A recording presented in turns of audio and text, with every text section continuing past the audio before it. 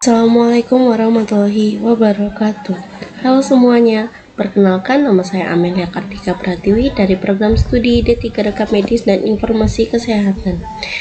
Di video kali ini saya akan menjawab pertanyaan dari tugas saya, yaitu hubungan aplikasi Cisco dengan pertukaran informasi kesehatan. Cisco Packet Tracer itu aplikasi untuk latihan jaringan komputer. Dengan aplikasi ini, kita bisa membuat simulasi jaringan, misalnya menghubungkan komputer, router, dan switch, tanpa harus punya alat aslinya. Nah, Cisco Packet Tracer ini membantu mahasiswa mempraktikkan teori pertukaran informasi supaya lebih nyata dan mudah dimengerti.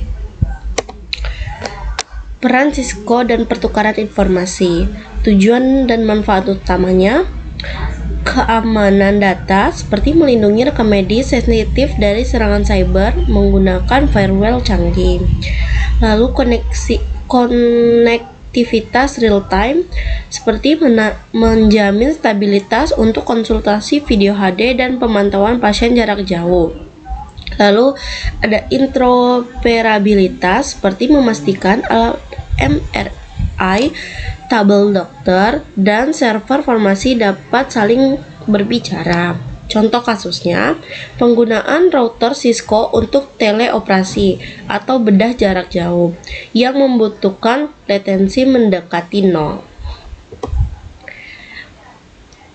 Ya, yang kedua ini ada konsep LAN, MAN, dan WAN. Yang pertama, LAN. Cakupannya kecil, dari satu gedung atau ruangan. Kecepatannya sangat tinggi. Tujuan medisnya transfer data internal. Contoh, lab ke poli. Karakteristiknya kabel UTP atau fiber optik lokal. Yang kedua ada MAN. Cakupannya menengah atau satu kota. Kecepatannya tinggi. Tujuan medis, koneksi RS pusat ke klinik cabang. Lalu karakteristiknya jaringan fiber optik kota. Lalu ada WAN. Cakupannya luas atau negara, bisa juga untuk benua. Kecepatannya sedang sampai tinggi. Tujuan medis, akses database nasional seperti BPJS dan Kemenkes. Karakteristiknya satelit atau kabel bawah laut. Implementasi nyata di rumah sakit. LAN, radiologi.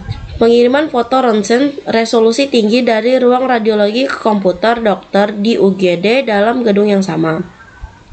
Lalu ada MAN, sinkronasi kota.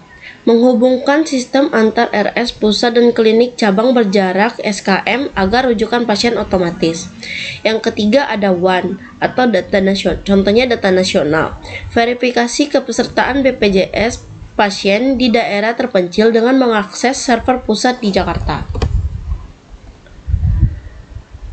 Lalu pertanyaan yang ketiga, manfaat dan kasus oscillator.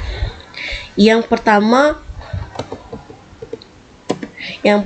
ada physical layer, oscillator fisik dan data link. Yang pertama ada physical layer. Lapisan terbawah berupa perangkat keras fisik, mengubah data digital dari 0 dan 1 menjadi sinyal listrik atau gelombang radio. Contohnya, kabel LAN UTP yang tercolok di PC pendaftaran atau sinyal WiFi tablet dokter. Yang kedua ada data link layer, mengatur transfer data antar perangkat dalam satu jaringan atau switch menggunakan match address. Contohnya, perintah cetak gelang pasien dikirim spesifik ke printer di nurse station, bukan ke ruang dokter.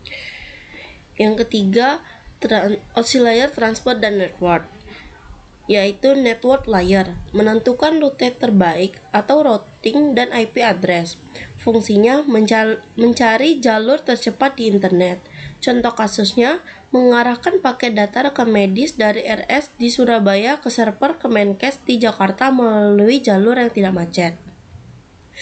Yang keempat ada transport layer, bertugas memecah data dan menjamin pengiriman. TPC akurat, digunakan untuk hasil lab darah, tidak boleh ada satu digit pun yang hilang. UDP atau cepat. Digunakan untuk streaming CCTV, ICU, atau video call. Sedikit lag diperbolehkan demi kecepatan yang real time. Lalu yang kelima, tingkat atas, session. Fungsinya mengelola sesi login. Contoh kasusnya menjaga sesi login dokter tetap aktif saat berpindah tab pasien agar data tidak tertukar. Yang keenam ada presentation. Fungsinya encrypt. 6. Format. Contoh kasusnya konversi data MRI menjadi format standar medis di COM dan enskripsi data pasien agar aman.